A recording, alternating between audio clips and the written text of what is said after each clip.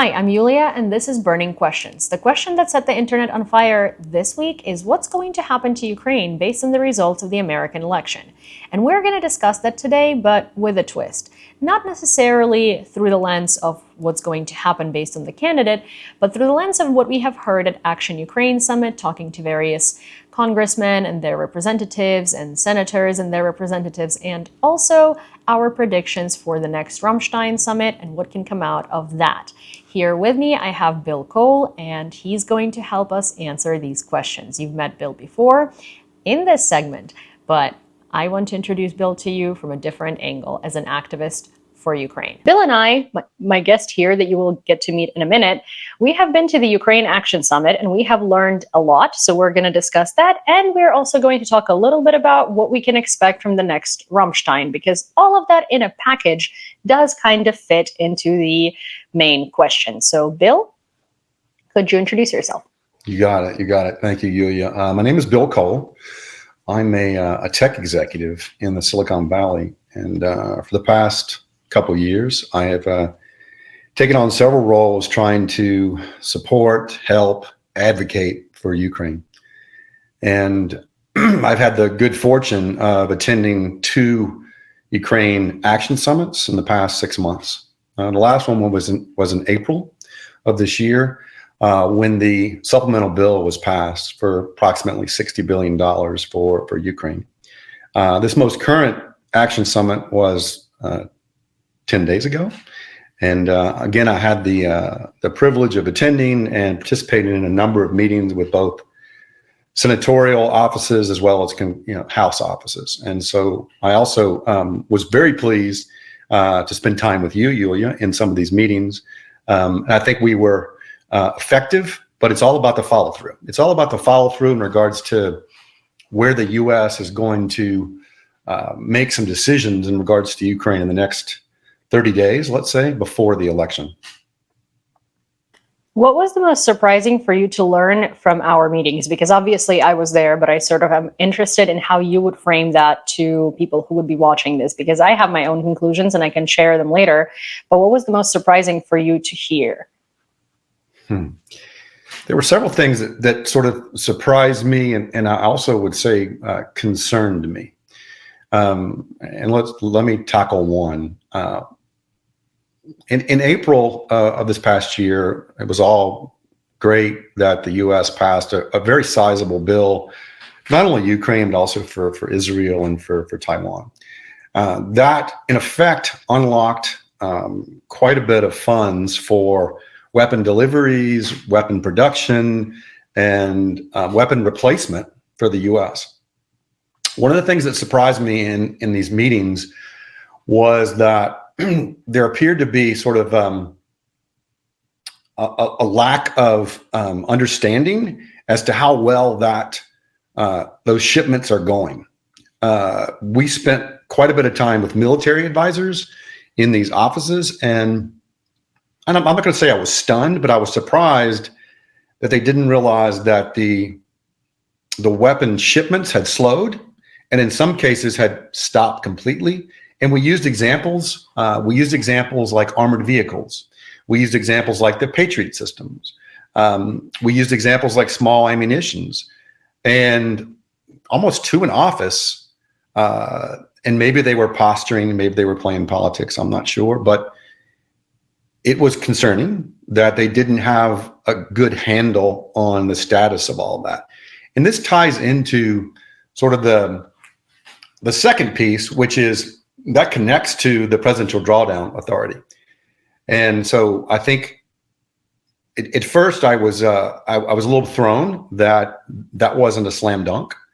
And then as it turned out throughout our meetings, sure enough, the president leaned in with Zelensky and was able to, have the authority and make the decision to go ahead and release the funds. So that's a good thing, but it still doesn't answer the question that, okay, now we have these funds. What is going on with the shipments? I mean, the reality is we need to be very tactical, right? We need to be very tactical to get these brigades and battalions what they need.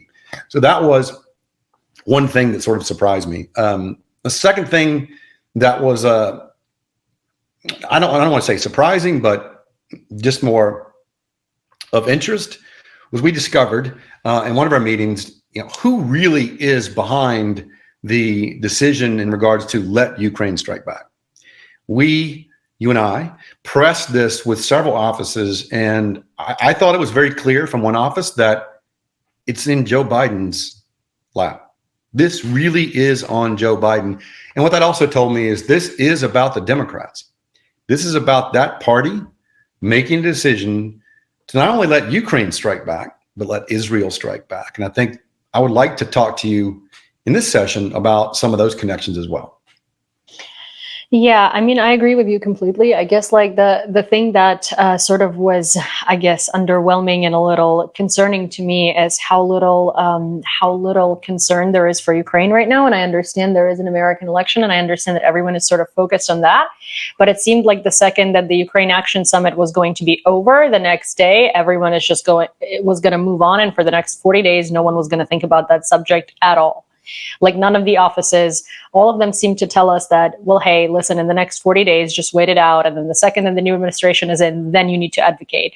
And it's like, okay, but 40 days is a long time. It's a month. Like our troops had just exited Vuhledar, and there are still evacuations going on right now, and there are military and civilians getting injured. And I don't think that these politicians and these offices realize the sort of the impact that 40 days can have on a war like that. The thing that was surprising to me, well, I guess not necessarily surprising, I'm thinking of how to frame that in a very bipartisan way, but it seemed to me that a lot of the politicians and a lot of the advisors and a lot of the chiefs of staff that are Republican, the people that are pro-Ukrainian are incredibly against MAGA.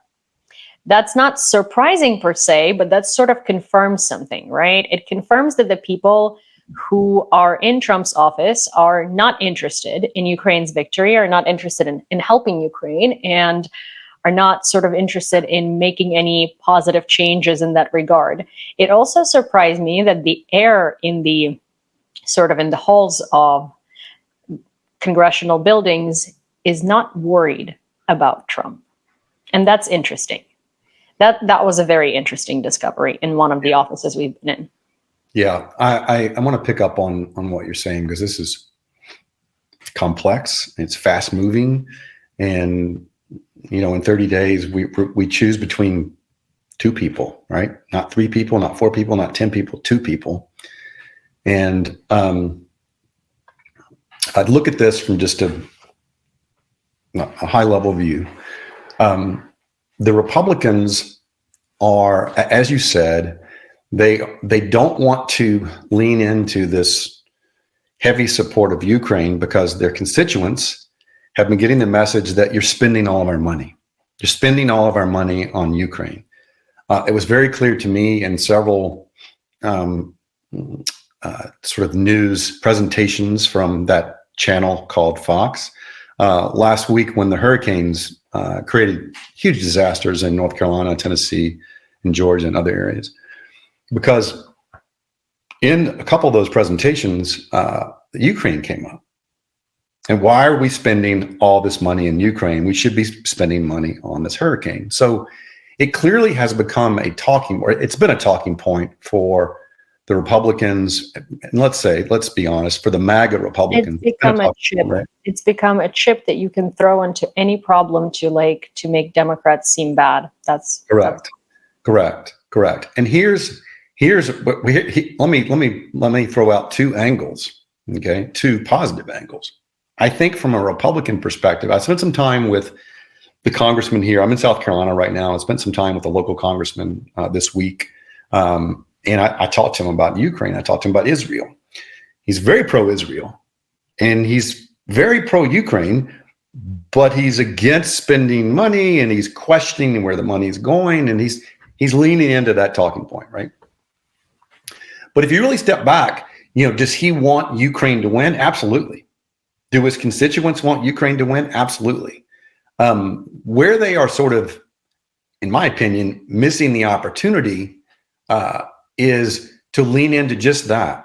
Lean into the party that is going to not only end this war and stop spending money in Ukraine, but also are going to end Russian aggression for not only Ukraine, but for others. And what will that mean? That will mean that our sons and daughters will not be fighting in World War III in the Baltics or in the Middle East or wherever it might be. And it will be a heck of a lot less money spent today than it will be in the future. That is something that I would love to see the Republicans lean into with their constituency. We'll see if it happens. It's hard to tell based on what's coming out of the head, Trump and Vance, right? And then here's the other angle for the Democrats, and this is something I've been thinking through since we've been back from Washington, which is this whole position that the White House is taking of not letting Ukraine strike back, right? The Democrats, in my opinion, have a very good opportunity to get into the ear of swing voters, very intelligent swing voters, in Pennsylvania, Michigan, Wisconsin, North Carolina, with several messages.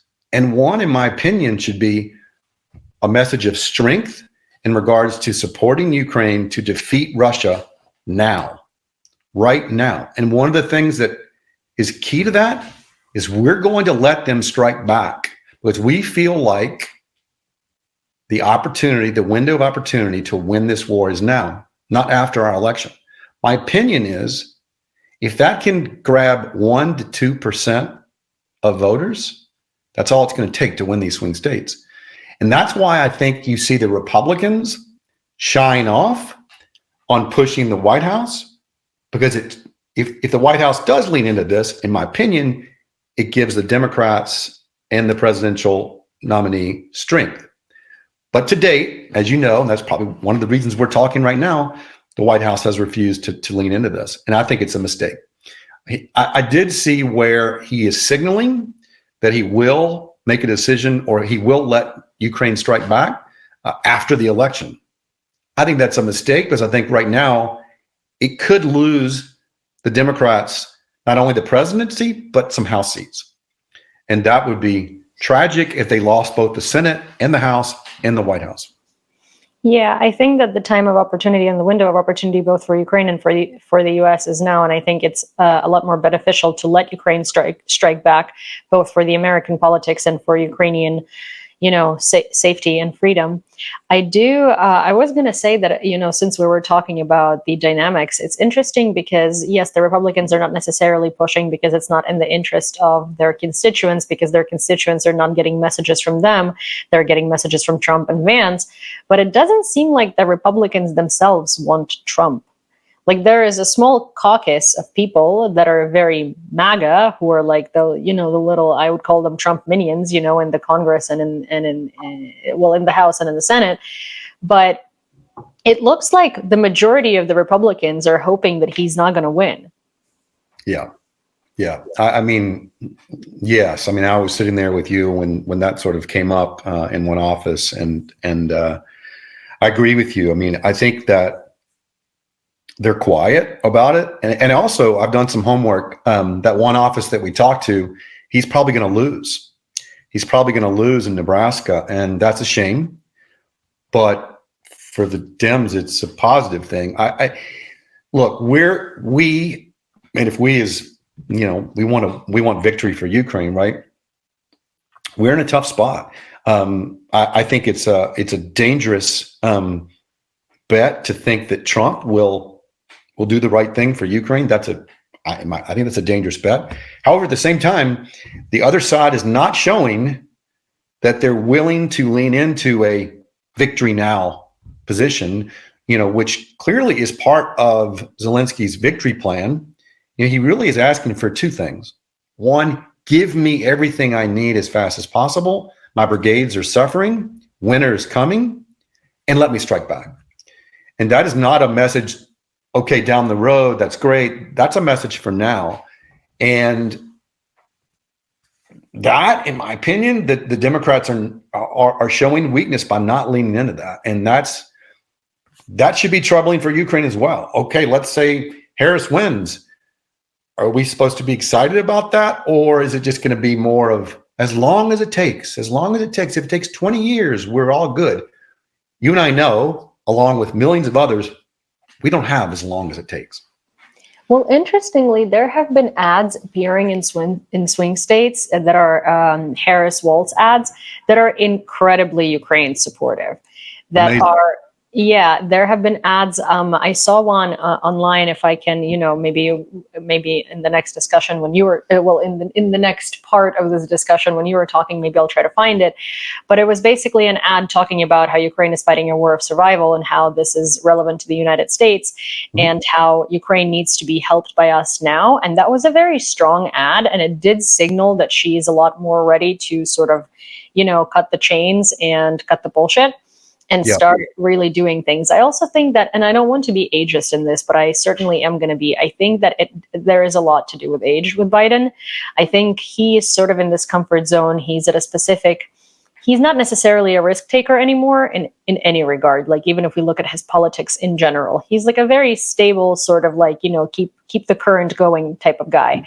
I don't think, and I think that the era in which he grew up and sort of the political environment in which he was brought up, because he's been in politics for probably longer than I have been alive. Yep. I think that he's not going to be making any sort of decisive moves in Russia like that based on a couple of factors, and age is one of them. Yeah. I mean, here's an interesting parallelism, Yulia. As you know, I work for a company that's based out of Tel Aviv, right? So I spend a lot of time with people in meetings talking about Israel, what's going on there. My boss sent me a video Sunday night, on Monday night, on his way home from work. He had to pull over on the side of the road, as apparently it's a routine, because there were 200 missiles coming into Israel from Iran at the time. And he sent me a video. The sky was completely lit up with air defense and incoming missiles. And he literally was laying on the ground with 20 other people who had pulled over on the side of the highway. And when he got home, we started talking about, how does Israel feel about our election? What I learned and did some homework, 75% of Israelis right now are with Trump. 75% are with Trump. Why? They're with Trump because they do not see the current administration, which includes the vice president, Kamala Harris. They do not see that administration as a strong administration that is fully supporting what they need to do to fight back in Iran and other areas. When I heard that number, I was shocked. But when I had the anecdotal conversation with my boss, I understood a lot better. They have the same frustration that Ukraine has in regards to full allowance. Let's go all in. And it's very frustrating. And I think those kind of, and we all know that the Israeli ties to the U.S. is huge. And so I'm thinking that another way to strengthen their position is to lean into that as well. Be strong for Israel and gain those votes. So I think it's a potential sort of, two-prong position that we can take with the Israeli contingent, right? I mean, yeah, of course, Trump. That's kind of like the thing. I thought it was interesting because I was talking to someone earlier. Well, not today, but earlier this week, and we were talking about politics. And they're kind of like a moderate, so they never vote for a particular. So they're not registered with a particular party.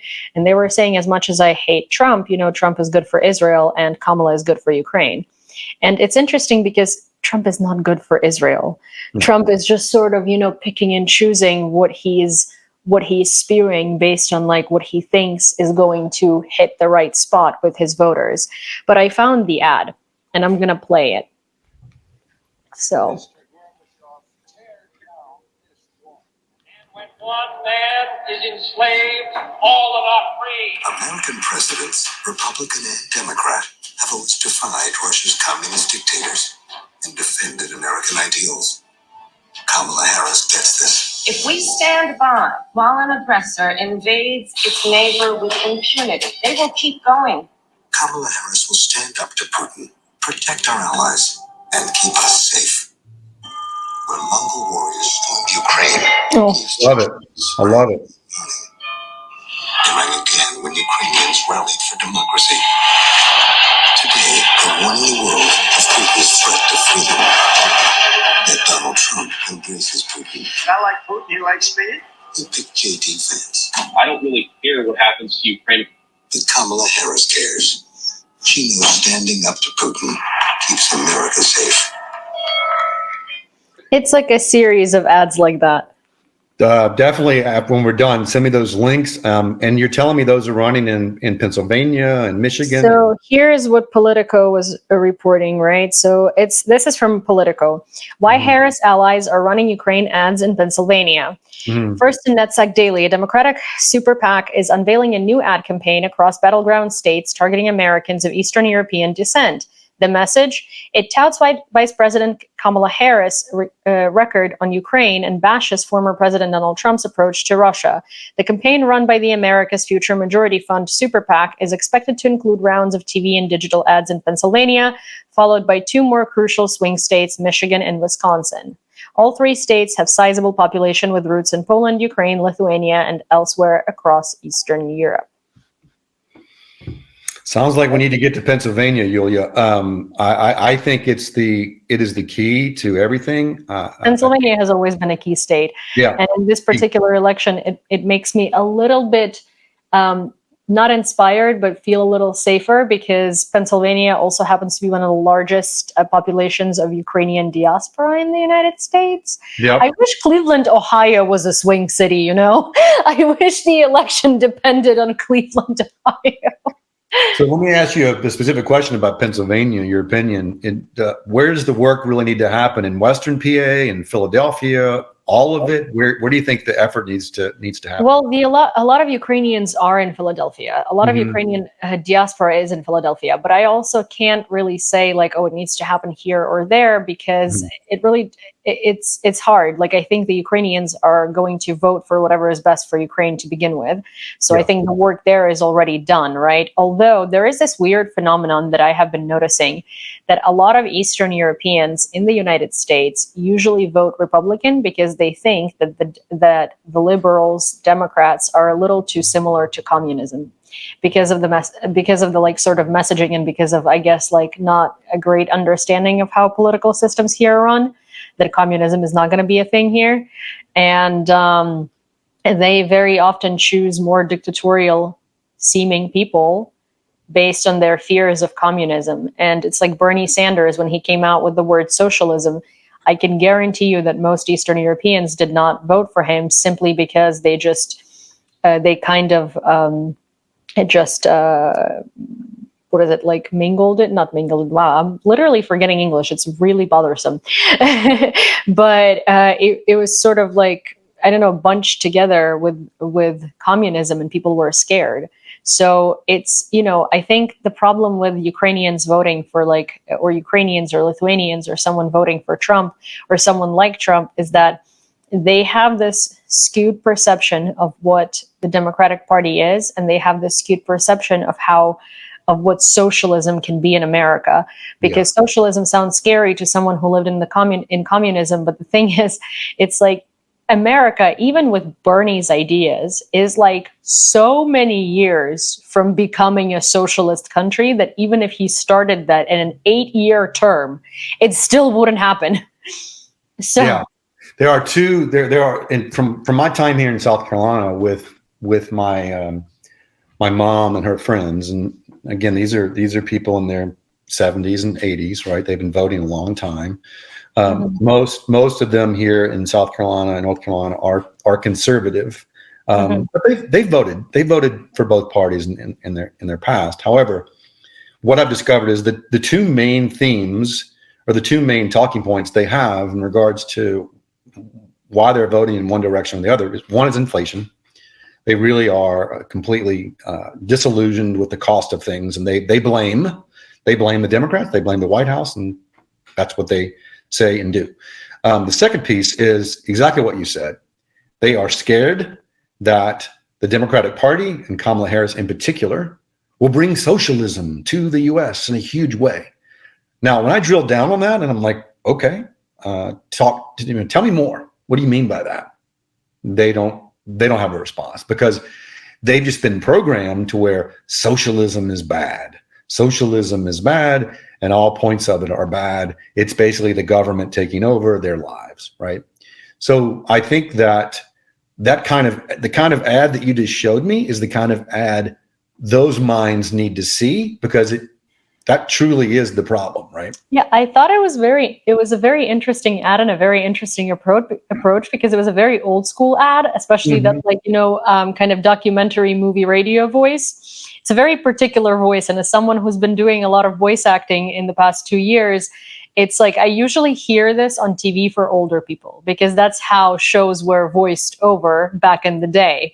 Yep. And it's so interesting because I saw this ad and I immediately knew that this is targeting an older population, not a younger population, because it gives you this like Kamala Harris cares. Like, Yes. Young people are not going to react to it. It sounds incredibly outdated, but I guess that's the population that we need to target, because it does seem like most of Gen Z and millennials are sort of already looking in the right direction. Well, it's an ad of strength. I mean, it's an ad of strength, and that's what voters want to see. That they want to see strength, and like it or not, that's what they see in Trump. I mean, that's what these voters see in Trump. They see this strength, and see the bullet going by his head, like he survived that. So, the more the Dems can push on. They need to see people survive bullets run by their heads. That's Ukraine. That's what you need to vote for. I can show you a bunch of people who survived that. Yes, too much of it. Yeah. Well, it's really upsetting that Trump portrays image of strength, to be honest, because I can't say that with a straight face. Like I genuinely can't, because to me, another parallel that I used to draw, something that I realized recently, which you might maybe not get, but I'll try to explain it so that Americans understand it as well. We had Yanukovych, the guy that who because of whom the revolution of dignity happened, right? Because we kind of he fled. So people think it's a lot of people still think that it was like a coup. It wasn't a coup. He left willingly and he fled. No one had dragged him out of office, but also he ran on a platform of Euro integration. So he lied to his voters. So when people say he was a democratically elected president and we committed a coup, no, he ran on a platform that he was going to sign the Euro integration agreement. He turned around, did not tell his voters, did not have anything, it was not by any means communicated to his voters. He went and decided to sign an agreement that would make us closer to Russia and sort of recreate the Soviet Union instead. So yeah, people were infuriated. But that's not the point. The point is that Yanukovych was a very Trump he was a very similar character to Trump. He has that same cadence, he has that same tone of voice. He also kind of pardon in my humble opinion, sounds very stupid when he talks. And he had that cadence. He had that cadence and he had that tone of voice. And I absolutely used to just spice listening to him on TV. Oh my gosh, my grandma voted for him at some point. And I was like, how can you vote for this? Because it's just, I can't even listen to this guy, right? And then I remember I got introduced to Trump running for president in 2015 or 14, whenever that was, right, when he started campaigning. And I couldn't put my finger on it as to why he sounds so familiar to me and why I just immediately just absolutely can't stand him, because I don't remember him from Home Alone. I remember he was in it, but I have never actually heard him speak or actually paid attention to him speaking. And then I remember I heard him standing there with this facial expression and with his cadence and mannerisms and stuff. And I was like, why do I hate this man so much? I don't like what he's saying, but what is it? And then 2 years ago, I was watching a Russian propaganda documentary sort of for science purposes. And I haven't heard Yanukovych speak since, 2014, since the last time he was in Ukraine. And he came on in that documentary because he was interviewed. And I was like, oh my God, it is the same guy. It's the same thing, different font, same guy, different language, same character, same background, sort of same sort of, and I was just like, oh, well, that makes sense, because we, already got rid of a guy like that, because he ran on a platform of promising the people what they want to hear and then did everything that the people didn't want, but would benefit him. And then we also found all of his mansions with gold toilets and stuff. Yeah, if that's a lesson for anything, then maybe don't vote for people who are likely sponsored by Russia and look like someone who would be sponsored by Russia and say things that are definitely paid for by Russia. Yeah, exactly. Didn't you? I think you told me, or maybe not, based on what you just said, wasn't this all the authoring of Paul Manafort? I mean, didn't Paul Manafort support Yanukovych and obviously he supported Trump? Paul Manafort worked on his campaign, same as Yeah. he worked on Trump's campaign. Paul Manafort is behind both of these guys. And like, again, if you look at Orban, if you look at Trump, if you look at Fitzo, if you look at that guy in the Netherlands, I don't care to remember his name. If you look at Yanukovych, they're all the same type of character. They're a loud guy who is like annoying, who's crude, who is very like rude, who is very loud, who uses a lot of these hateful rhetorics, same background, sort of like, rich, but not in a very honest way, sort of like a lot Not of professional at all. Yeah. yeah, and these are the type of guys because like they're being their campaigns are being sponsored because they don't want to be in power because they want to be in power. They want to be in power because it's their ego. Like Trump doesn't care for doing something for America. He wants to be the president. Okay? Because that's an ego trip. And same with Fitzo, same with Orban, although Orban is like, that's at this point I would call it Hungarian mafia of the highest sort, Right.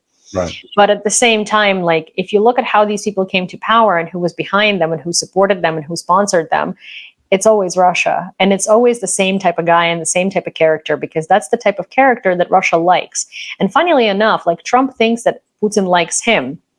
Putin doesn't like him. Putin doesn't like anyone. Putin likes the type of character that Trump is because he's a useful fool. He doesn't see anything past his ego. He wants to be able to say that the biggest dictator, or like in the past, Putin was like this, strong leader in the world that everybody feared. He likes him. He wants that approval. So he will do whatever it is for that approval. It's ego. It's an ego trip. Like it's so funny because they're all narcissists. I mean, they're all narcissists. But that's the thing. Putin likes guys like that because they're easy to manipulate. Correct. Speaking of manipulation of Donald Trump, have you seen the latest video from the Lincoln Project in regards to J.D. Vance? And maybe a really dark truth about J.D. Vance. When you get time, I think it's on Twitter. I'll send you the link. There's a video created by the Lincoln Project that basically says, Donald, you should look out because the guy right to your right, your vice president, is after you. He is going to pull the 25th Amendment, claim you as to be unfit as soon as he's in office, and he will get it through. No one will stop him. And then he's president. And then what will he implement? Project 2025. And if you really think, I mean, it was dark and it was supposed to be, an angle. But man, if it's the truth, if you look at JD right now and the way he is acting and behaving, it wouldn't surprise me if that was his master plan. And it's not his master plan. It's Peter Thiel and Elon Musk's master plan. So they probably look at Donald Trump as a useful idiot as well. So I think there's just some really interesting things happening with this election. I don't know about Peter Thiel. I don't know about Elon Musk because that's us leaning into conspirology, right? But I would not be surprised if whoever or whatever would be sort of like on that path because J.D. Vance spent most of his career like crapping on Trump.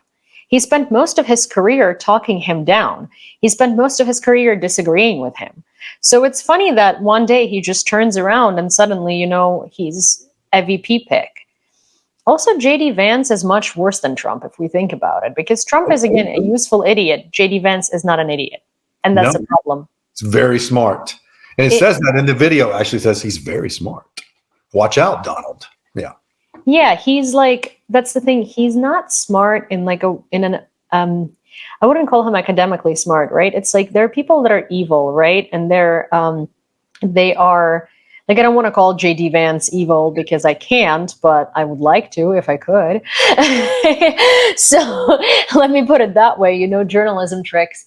But I would say that there are people who are just vicious, and J.D. Vance is vicious because vicious includes smart and thinking for the future and thinking forward. Like, I think he is very clever like that. And he has an agenda of power. He has an agenda of power, no doubt about it. Yeah. 100%. And J.D. Vance definitely, as he said in his own words, he doesn't care what happens to Ukraine. And I believe him. He really does. I believe it 100%. I mean, like, I don't think Trump cares what happens to Ukraine too, but I don't think he's going to say that as, as forward as JD Vance did, because Trump cares Trump cares about his ego and public opinion. I don't think JD Vance cares about public opinion at all. JD Vance cares about getting to where he needs to be through whatever methods he can use. And then he's a very good cult leader type of figure and a very good dictator type of figure. And as much as we're like laughing at him, and as much as we've shown clips of him like sounding stupid and saying stupid things and like not knowing how to communicate with like a barista or things like that, that's secondary. He has gotten where he wants to be.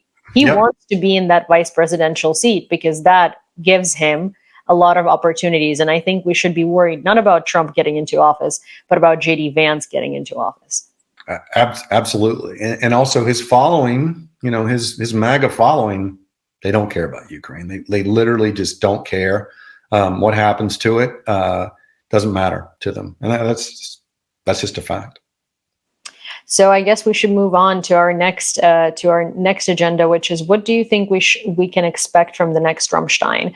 Because I think a lot of people are hoping that what's going to happen is that at this Rammstein, Biden is actually going to pull the trigger and let Ukraine strike back.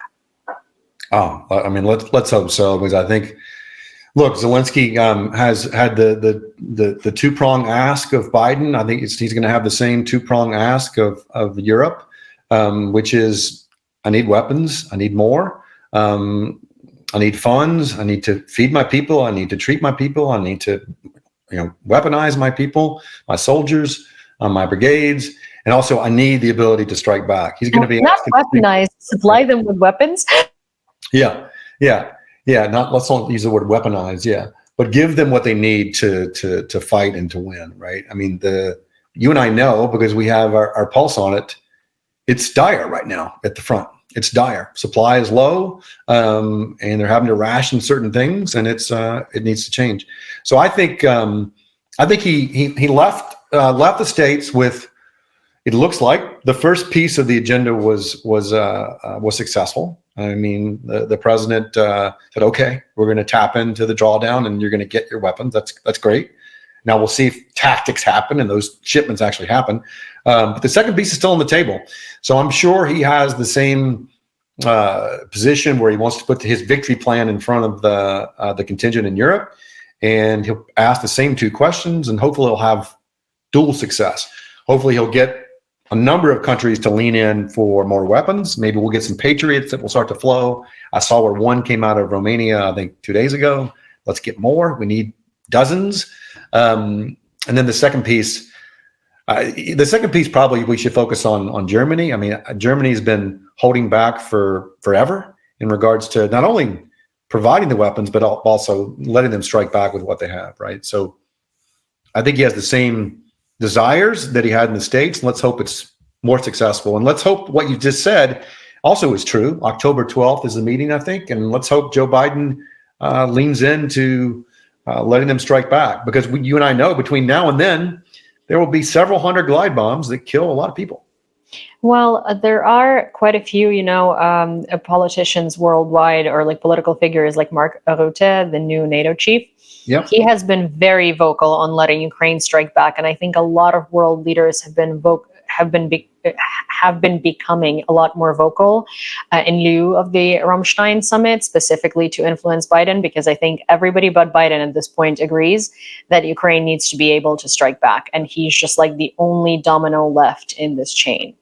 What's his role? Do you know his role in this kind of summit? I saw where he was in Kyiv this week. What's his role at a summit like this? Well, Ramstein is a defense summit, right? He is chief of NATO. So, I mean, put two and two together, he has quite a bit of influence. So he has, I would assume he's on the agenda. I assume he has the chance to speak. My hope is that he takes his learnings and his advancements from his visit to Kyiv and is aligned with Well, Zelensky. Mark Rutte has always been in. So before he was NATO chief, he was always he's been a political figure for a long time. Mhm. He's been incredibly supportive of Ukraine, and Mark Rutte has always been very, very vocal in his support of Ukraine, and his ideas have always been much better than those of Jens Stoltenberg, for instance. Yeah. Stoltenberg was like leaning into the right ideas, and he had to, like, from the beginning of the full-scale invasion, it was kind of like a learning curve. Rutte from the very beginning was incredibly headstrong on what needs to be done and how it needs to be done, and that Ukraine needs to be getting everything Ukraine is asking for. So he is sort of like, he's closer to the Baltics. He is, and I hate bunching these countries into the Baltics because they hate that too. But it's just, I only generalize Latvia, Estonia, and Lithuania as the Baltics when I talk about this war and defense, because their positions are very similar. So he's much closer to that influence, and I think he grew up in understanding Russia, and I think that with him we're going to see a lot more action, hopefully. Yeah, my hope also is that, to what you just said, my hope is that those countries, Lithuania, Estonia, Latvia, Poland, Finland, all those countries that have direct borders with Russia, get louder and louder at this particular summit, and well, the thing is, make their point. We're trying to make their point that we're next if we don't stop this. Well, I mean, they have been very loud. The problem is they don't have a lot of influence in NATO. Like, I think that we need to give them credit where credit is due, is they have been loud. Like, they have been so loud that any decibel measuring machine would have broken at this point. If we're being metaphoric, they have been trying and doing their best. They have been very vocal. Also, I've spoken to a lot of, again, political figures from various Baltic countries, Lithuania predominantly. And what I'm hearing and what is not surprising to me is that when they started talking about, about Russia and Russia being a threat way back when, no one was taking their agenda seriously, because Eastern Europe, in terms of the EU and NATO, was kind of like, it was like something, it was like their problems were disregarded because it wasn't convenient. So now at least they're getting, they're getting a little more attention, and they're getting a little more people listening to them. So hopefully, NATO and EU leaders are going to learn in their mistakes, but they're not learning fast enough. Yeah. Hopefully the UK steps up. They have been in the past few weeks. They've been getting louder. I think the wild card is, as it always is Germany. And Germany is always sort of the wild card. And we know their political landscape is changing rapidly. So we'll see. Very rapidly, yeah. So what would be a good conclusion to our conversation, to sum up everything that we've talked about? Yeah, I think a good conclusion is that both the United States and certainly NATO countries really need to listen to Zelensky, because he is speaking not only the truth, but he is speaking from a point of real-time understanding of what's going on. He was just in Sumy today or yesterday, which is right up against the border of Russia. He has been living this nightmare for almost 3 years, along with 45 million Ukrainians. And I think he's been very clear with the United States. He's being very clear with Europe. He has two core things he needs to accomplish them now. So I think the summary of our conversation is, and the hope is that we can get some things done with the administration in the US and with Europe now, not tied around elections or results of elections, but get things done now, because now is the time when the opportunity is ripe for victory. And now is the opportunity to save lives, right? And as every day that goes by that we don't lean into this now thesis, people are dying. It's as plain and as dark as that. People are dying. You and I follow it every day very closely and sadly. Yeah, I think the focal point of the conversation needs to be, we understand that the American election is coming up, and that has kind of taken the foreground of the story. But unfortunately, well, not unfortunately, but in general, Ukraine is tied into the American election, and it is in the interest of both America and Ukraine to act now, not in 40 days when the new president is going to be elected. Well, Exactly. thank you, Bill, for having this conversation with me and giving me an hour-ish of your time. And I hope I'll see you here again soon. It's your second time here, and I hope our viewers will remember you. And also, thank you for inviting me to Action Ukraine Summit. It was amazing. It was amazing to meet Vlad. It was a privilege to meet him. I'm so glad that you pulled that off. And the final thing is, as we leave, you're in the States, you're in New York. Let's see if we can get to Pennsylvania here soon. It sounds like there's some work we could do there. Yeah, Potentially. love that. All right. Thank you, Bill. I'll talk to you soon, and thank you for coming over. Take care. Bye-bye. Bye. Ooh, well, we always set out on a mission in these segments to put fires out on the internet, but I guess we usually contribute to some more fires. But I like to think that we steer the discussion in the right way, where we're not necessarily contributing to bad fires and the spread of rumors, but we contribute to fires sort of starting because people are starting to think. So if you enjoy this segment and you want to hear more conversations like that with various experts and hear more interesting opinions about what's happening in Ukraine and the world around us, please don't forget to subscribe to The Gaze. Also give this video a like and share it with friends so maybe it can have an easier time rummaging through the depths of the internet. And also don't forget to leave a comment because I read all of them and I'm very interested in what you have to say. See you next time.